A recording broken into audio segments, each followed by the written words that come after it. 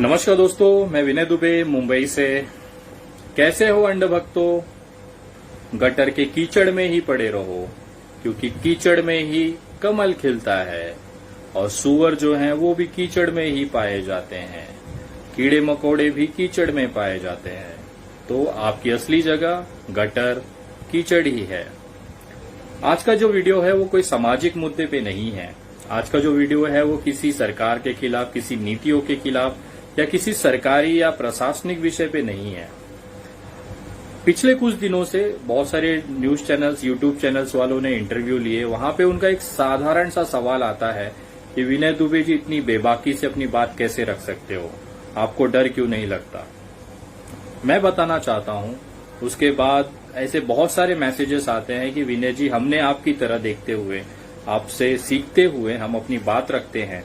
और उसके बाद सोशल मीडिया पे हमें ट्रोल कर दिया जाता है। बीजेपी आईटी सेल के जो लोग हैं, अंड भक्त हैं, वो हमें गालियां देते हैं, हमारे माँ बहनों की गालियां करते हैं।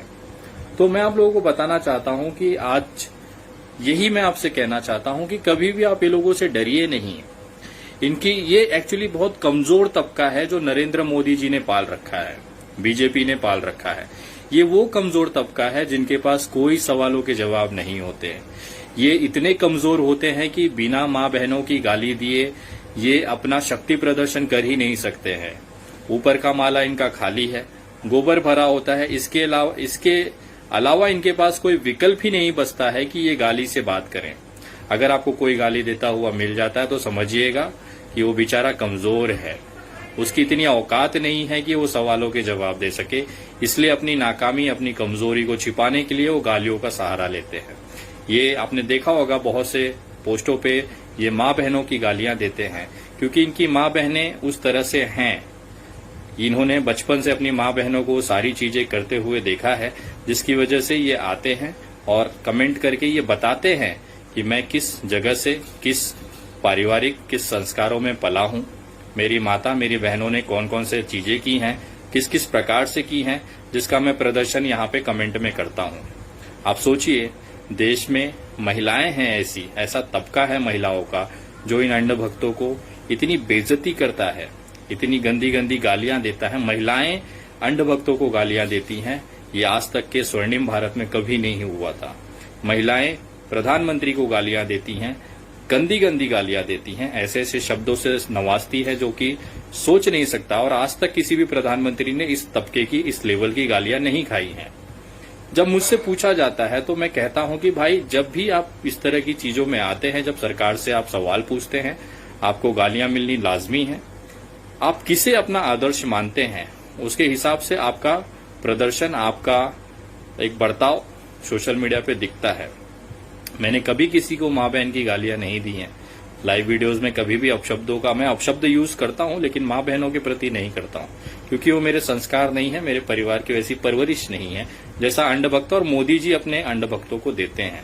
मोदी जी इस मामले में बहुत प्रखर हैं। उन्होंने अपने अंड भक्तों को वैसी शिक्षा दी है कि आप किस तरह से माँ बहनों की इज्जत, उनके कपड़े सोशल मीडिया पे फाड़ सकते हो, उनको गैंग रेप की धमकियां दे सकते हो, और रेप किस तरह से किया जाता है, उनके प्राइवेट पार्ट में आप क्या क्या डाल सकते हो, क्या क्या बता सकते हो। ये मोदी जी ने अपने अंड भक्तों को सिखाया है। वो अपना प्रदर्शन वहां पे करते हैं। इसमें कोई छुपी बात नहीं है। पूरा देश ये चीज जानता है कि एक महिला के पोस्ट पे, एक माँ बहनों के प्रति इन मोदी जी के जो समर्थक हैं, उनका क्या हालत, किस तरह की विचारधारा, किस तरह की मानसिकता है, वो पूरा देश जानता है। और खैर, होना लाजमी है। जैसा नेता होता है वैसे ही उसके कार्यकर्ता होते हैं। लोग मुझसे पूछते हैं, आप इतनी निडरता से अपनी बात कैसे रख सकते हैं? तो मैं ये कहता हूं कि मैं जिनको फॉलो करता हूं वो एक अलग तरीके के इंसान हैं। उन्होंने अपने जीवन में संघर्ष किए हैं। मैं उनकी जीवनी से प्रेरणा लेता हूं, उनके हौसलों से प्रेरणा लेता हूं। अभी जिस तरह से लोग मुझे ट्रोल करते हैं सोशल मीडिया पे, कहते हैं कि मेरा मजाक उड़ाते हैं, मेरे दांतों को देख के हंसते हैं, मेरे चेहरे को देख के हंसते हैं।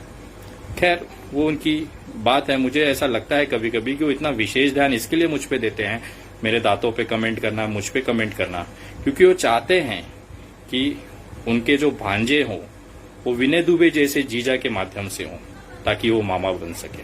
वो मुझ में एक जीजा के तौर पे, अपने एक बोलते हैं ना कि संभावित जीजा के तौर पे मुझे देखते हैं। और इस तरह से वो देखते हैं कि उनकी बहन के लिए अच्छा रिश्ता, अच्छा व्यवस्था, अच्छा प्रति उनको मिले। इसके लिए वो मेरे पे एकदम बारीकी से नजर रखते हैं।